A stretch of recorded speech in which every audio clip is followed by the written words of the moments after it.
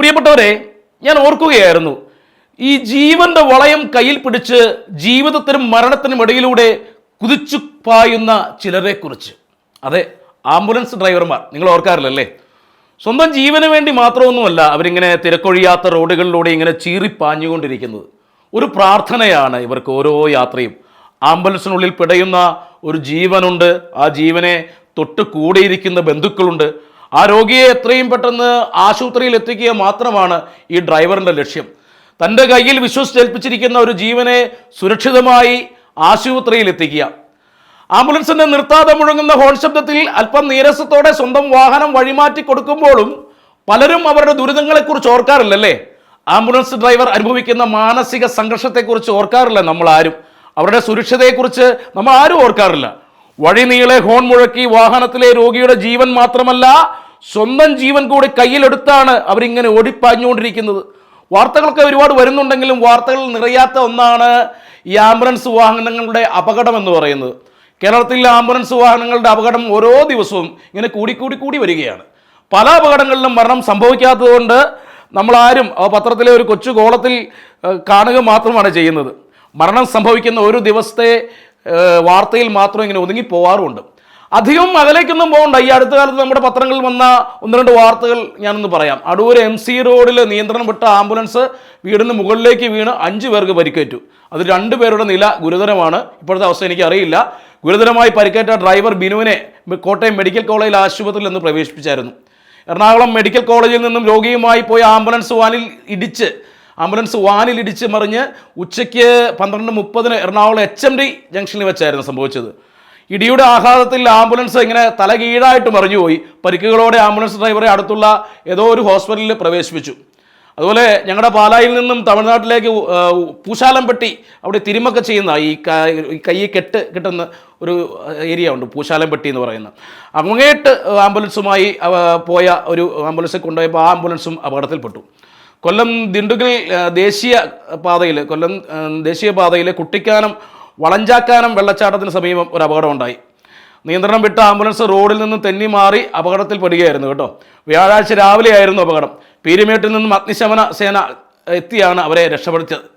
തിരുവനന്തപുരത്ത് ഗർഭിണിയുമായിട്ട് പോയ ഒരു ആംബുലൻസ് നിയന്ത്രണം വിട്ട് അപകടത്തിൽപ്പെട്ടു. കടക്കാവൂരിൽ നിന്നും ST ആശുപത്രിയിലേക്ക് ഗർഭിണിയുമായി പോയ ആംബുലൻസ് മുന്നിൽ പോയിരുന്ന 2 വാഹനങ്ങളെ ഇടിക്കുകയായിരുന്നു. ഈ അടുത്ത കാലത്ത് കേരളത്തിൽ സംഭവിച്ച അപകടങ്ങൾ മാത്രമാണിത്. എല്ലാവരും ഒന്നും അറിഞ്ഞു കാണത്തൊന്നുമില്ല. കുറച്ച് പുറകോട്ട് പോയ രോഗിയുമായി പോയ ആംബുലൻസ് അപകടത്തിൽപ്പെട്ട ഒരുപാട് സംഭവങ്ങൾ നമുക്ക് നിത്യേന കേൾക്കാം. കേരളത്തിൽ ആംബുലൻസ് അപകടത്തിൽപ്പെടുന്നതിന് ആരാണ് ശരിക്ക് ഉത്തരവാദി അല്ലെങ്കിൽ കുറ്റവാളി? ചോദ്യം കേൾക്കുമ്പോഴേ വിരൽ ചൂണ്ടുന്നത് ആർക്ക് നേരെയായിരിക്കും? ആംബുലൻസ് ഡ്രൈവർമാർക്ക് നേരെയായിരിക്കും. നമ്മളെല്ലാവരും ഡ്രൈവർമാരുടെ അശ്രദ്ധ, പരിചയക്കുറവ്, വൈദ്യുതിക്കുറവ്, ഇതെല്ലാം ജനം ഒന്നും അറിയാതെ ഇങ്ങനെ വിളിച്ചു പറഞ്ഞുകൊണ്ടിരിക്കും. പത്രങ്ങളും വിളിച്ചു പറയും. ചിലർ പറയും ഡ്രൈവർ അടിച്ചിട്ടുണ്ടായിരുന്നു എന്നൊരു മുനവച്ച വാചകവും പറയും. ആംബുലൻസ് അപകടത്തിൽപ്പെടുമ്പോൾ വാഹന ഡ്രൈവറെ കുറ്റപ്പെടുത്താൻ ശ്രമിക്കുന്നത് സ്വാഭാവികം തന്നെയാണ്. എന്നാൽ ആംബുലൻസ് ഡ്രൈവർമാർ അനുഭവിച്ചുകൊണ്ടിരിക്കുന്ന മാനസിക സംഘർഷം എന്ന് പറയുന്ന ഒരു സംഭവമുണ്ട്. അത് ഇവിടെ എടുത്തു പറയേണ്ട ഒരു കാര്യമാണ്. വാഹനത്തിന് ഉള്ളിലേക്ക് രോഗി ഒരു അപകടം വരല്ലേ എന്ന പ്രാർത്ഥനയോടെയാണ് എല്ലാ ആംബുലൻസ് ഡ്രൈവർമാരും വാഹനം ഓടിക്കുന്നത്. ആ മരണപ്പാച്ചിലിൽ അയാൾ സ്വന്തം ജീവൻ്റെ സുരക്ഷ മറക്കുന്നു. സ്വന്തം ജീവൻ്റെ രക്ഷ മറന്ന് മറ്റൊരു ജീവൻ്റെ രക്ഷയ്ക്കായിട്ട് രാപ്പകൽ ഓടുന്ന ആംബുലൻസ് ഡ്രൈവർമാർ അനുഭവിക്കുന്ന മാനസിക സംഘർഷം, എൻ്റെ പൊന്നു, അത് നമുക്ക് പറഞ്ഞറിയിക്കാൻ പറ്റാത്തൊരു കാര്യമാണ്. നമ്മളൊന്നും അറിയുന്നില്ലെന്നുള്ളതാണ് സത്യം. ഒന്നാമത്തെ കാര്യം, അവർ ഓടിക്കുന്ന വാഹനത്തിൻ്റെ സുരക്ഷയാണ് കേട്ടോ. സുരക്ഷ എന്ന് പറയുന്ന സാധനം സാധാരണ ചെറിയ ആംബുലൻസുകൾക്കില്ല. കേരളത്തിൽ കൂടുതലായും ആംബുലൻസായി ഓടുന്നത് ഈ പറയുന്ന ഒമിനി ഇല്ലേ, ഒമിനിയൊക്കെ ഇടിച്ചു കഴിഞ്ഞാൽ അവസ്ഥ എന്ന് പറഞ്ഞാൽ ഫുട്ബോൾ പോലെയാവും. ഇങ്ങനെ ഇരിക്കുന്ന വണ്ടി ഉരുണ്ട് ഫുട്ബോൾ പോലെയാവും. ജീവൻ്റെ സുരക്ഷയ്ക്കായി ഓടുന്ന വാഹനത്തിൽ ഒരു സുരക്ഷാ സംവിധാനം ഈ ഒമിനി പോലെയുള്ള വണ്ടികളിൽ ഇല്ല. ഞെട്ടിക്കുന്നൊരു കാര്യം തന്നെയാണ്. പിന്നെ ആരാ ഇതിനൊക്കെ ലൈസൻസ് കൊടുക്കുന്നതെന്ന് വലിയ സംശയമുണ്ട്. പല ആംബുലൻസുകൾക്കും സേഫ്റ്റി ബെൽറ്റ് പോലും ഇല്ല എന്നുള്ളതാണ് ഏറ്റവും വലിയ വേറെ സത്യം. ആരോഗ്യമന്ത്രി പറഞ്ഞ പോലെ സർക്കാരിൻ്റെ സിസ്റ്റം പരാജയപ്പെട്ടതുകൊണ്ടാണ് ഇതൊക്കെ സംഭവിക്കുന്നത്. സർക്കാർ സിസ്റ്റത്തിൻ്റെ പരാജയം ഒന്നുകൊണ്ടും മാത്രമാണ് ആംബുലൻസുകൾ കൂടുതലായി ഇപ്പോൾ അപകടത്തിൽ പെട്ടുപോകുന്നത്. കൊലക്കുറ്റത്തിൽ ജയിലിൽ കിടക്കുന്ന കൊടും കുറ്റവാളികളുടെ മോചനത്തിനായി ഓരോ ദിവസവും ഇങ്ങനെ ഓടി നടക്കുന്ന മന്ത്രി സാധാരണക്കാരായ അനേകങ്ങളുടെ ഒരുപാട് ആളുകളുടെ ജീവൻ കയ്യിലെടുത്ത് ഓടുന്ന ആംബുലൻസ് ഡ്രൈവർമാരുടെ കാര്യം ഒന്നുകൂടി ശ്രദ്ധിച്ചാൽ വളരെ നല്ലതായിരുന്നു അല്ലേ? നല്ലൊരു കാര്യമായിരുന്നു. സ്ത്രീ സുരക്ഷയും സ്ത്രീ സംരക്ഷണവും എല്ലാം നല്ല കാര്യമൊക്കെ തന്നെയാണ്. അതിനൊപ്പം വേണ്ട ഇച്ചിരി ഇതര സംരക്ഷണവും വഴിയിൽ ഇടിഞ്ഞു മുറിഞ്ഞു പോകാനുള്ളതല്ലല്ലോ പാവം ആംബുലൻസ് ഡ്രൈവർമാരുടെയൊക്കെ ജീവിതം അല്ലേ. ആംബുലൻസായി ഓടുന്ന വാഹനങ്ങളിൽ ഏറ്റവും പുതിയ സുരക്ഷാ സംവിധാനങ്ങൾ ഒരുക്കണം. ഒരു ജീവനല്ല, പല ജീവനുകളാണ് അതിനുള്ളിൽ. ഒപ്പം ഡ്രൈവറുടെയും കുഴി ഏതാണ് വഴി ഏതാണ് എന്നറിയാതെ അവസ്ഥയാണ് ഇപ്പോൾ കേരളത്തിൽ. വഴിയിൽ കുഴിയാണോ കുഴിയിൽ വഴിയാണോ എന്ന കൺഫ്യൂഷൻ പറഞ്ഞറിയിക്കാൻ പറ്റുന്നതല്ല. ഈ വഴിയിലൂടെയാണ് മറ്റു വാഹനങ്ങൾക്കൊപ്പം ആംബുലൻസിൻ്റെ ഓട്ടം. ആംബുലൻസിൽ ഒരു ജീവൻ്റെ പിടച്ചിലുള്ളപ്പോൾ ഡ്രൈവറിന് വേഗത കൂടും. വേഗത കൂടി കുഴിയിൽ ചാടി ആംബുലൻസ് അപകടത്തിൽപ്പെടുന്നെങ്കിൽ ആരാണ് അതിന് ഉത്തരവാദി? പൊതുമരാമത്ത് മന്ത്രിയല്ലേ.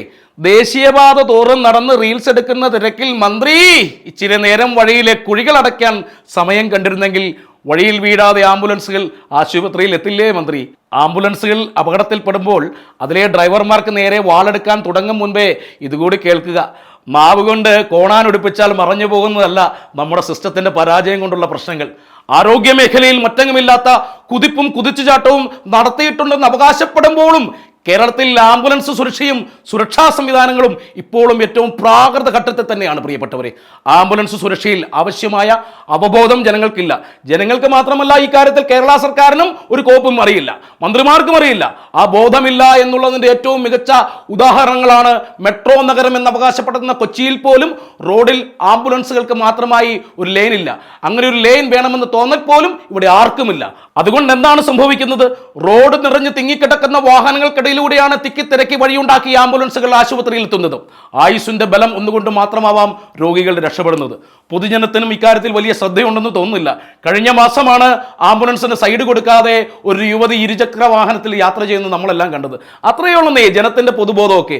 പിറകെയുള്ള വാഹനത്തിൽ ഒരു ജീവൻ പിടഞ്ഞുകൊണ്ടിരിക്കുകയാണ് എന്ന മിനിമം മനുഷ്യ സഹജമായ ബോധമില്ലാത്ത നമ്മളടങ്ങുന്ന ജനം.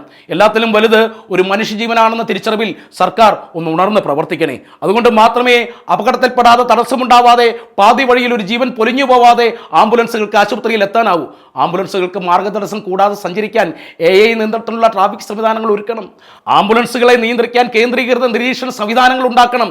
ആംബുലൻസുകൾക്ക് ട്രാഫിക് ബ്ലോക്കിൽ കുടുങ്ങിപ്പോവുകയാണെങ്കിൽ ഉടനെ അത് പോലീസ് സ്റ്റേഷനിൽ അറിയിക്കാനുള്ള ഓട്ടോമാറ്റിക് സംവിധാനങ്ങൾ ഏർപ്പെടുത്തണം. പരസ്പരം പടിപറഞ്ഞും സിസ്റ്റം ഫെയിലിയർ എന്ന് പറഞ്ഞ് തട്ടിതപ്പിയും സമയം കളയല്ലേ. നഷ്ടപ്പെടുന്ന ഓരോ നിമിഷത്തിലും ഒപ്പം നഷ്ടപ്പെടുന്നത് മനുഷ്യ ജീവനുകളാണെന്ന് തിരിച്ചറിയണം. ഹോൺ മുഴക്കി പായുന്ന ആംബുലൻസ് വാഹനത്തിൻ്റെ പകരം വയ്ക്കാനില്ലാത്ത ഒരു ജീവനുണ്ട്. ആ വാഹനത്തിൻ്റെ വളയത്തിന് പുറകിലും ഒരു ജീവനുണ്ട്. രണ്ടും വിലപ്പെട്ടതാണ്. ആ രണ്ട് ജീവനും വേണം സുരക്ഷയും സുരക്ഷിതത്വവും. നന്ദി.